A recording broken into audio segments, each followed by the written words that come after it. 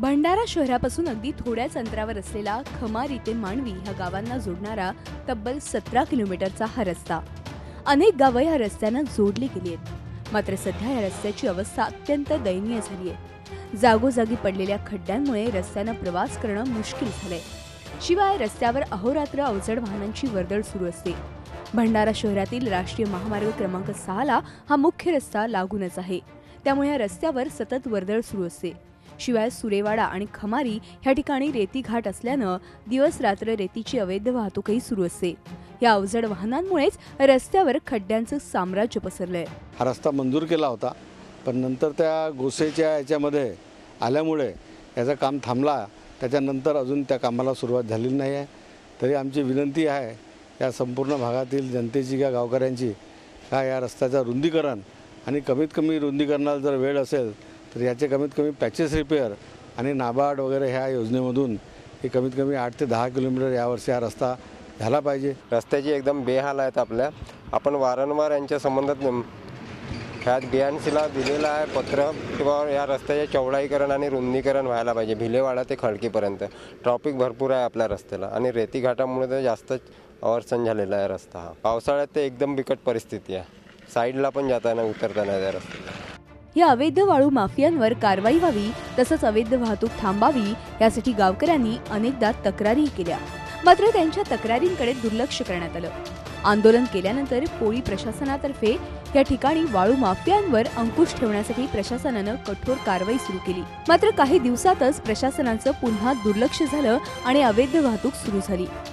मी या रस्त्याने चालतो, एवढे या रस्त्याने गड्डे पडलेले आहेत की माणसाला आपला जीव मुठीत घेऊन चालावा लागतो आणि काही प्रमाणात अपघात सुद्धा होत आहेत आणि लोकांना त्याच्यात खूप त्रास सहन करावा लागत आहे। 10 ते 15 वर्ष या रस्त्याची दुर्व्यवस्था आणि रेती घाटामुळे तर खूपच आहे आणि 2-3 ॲक्सिडेंट तर रोज अपघात होतातच आणि संपूर्ण बिकट परिस्थिती आहे रस्त्याची। या रोडनं जाताना फारच त्रास होतो, रस्त्यावर गड्डे पडले आहेत। तरी या रोडचं रिपेअरिंग तसेच रुंदीकरण होणे आवश्यक आहे नाबार्ड अंतर्गत, असं माझे मत आहे।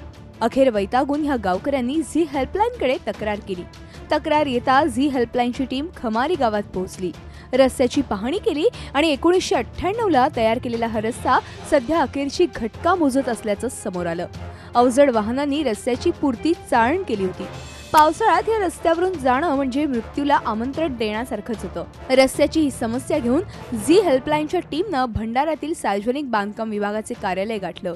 येथील कार्यकारी अभियंता अनिल येरकडे यांची भेट घेतली, रस्त्याची समस्या त्यांना सांगितली। नाबार्ड अंतर्गत हा रस्ता लवकरात लवकर बांधणार असल्याचं त्यांनी सांगितलं। कारदा खमारी मांडवी रस्ता हा राष्ट्रीय महामार्ग क्रमांक 6 पासून सुरू होतो। अतिशय महत्त्वाचा रस्ता आहे हा। याची लांबी 17 किलोमीटर आहे। याच्यावर सुरेवाडा खमारी असे रेतीघाट असल्यामुळे त्याच्यावर फार प्रचंड मोठी वाहतूक आहे। सध्याच्या अर्थसंकल्पात आपल्याकडे 2 किलोमीटर रस्ता तिथून मंजूर आहे, तिथून आपण त्याचं रुंदीकरण करणार आहोत। या व्यतिरिक्त नाबार्ड 22 मध्ये त्याला आम्ही जवळपास 40 कोटी रुपयाचा पूर्ण सुधारण्याचा प्रस्ताव शासनाकडे सादर केलेला आहे। ते काम मंजूर कामास सुरुवात करण्यात येईल। अंदाजे 40 कोटी रुपये खर्चून आता ह्या रस्त्याची पुनर्बांधणी होणार आहे। मात्र जोपर्यंत ह्या रस्त्यावरून अवैध आणि अवजड वाहनांच्या वाहतुकीला मर्यादा येणार नाहीत तोपर्यंत ह्या रस्त्याच्या समस्या मार्गी लागणार नाहीत। त्यामुळे प्रशासनाने याकडेही लक्ष देणं गरजेचं आहे।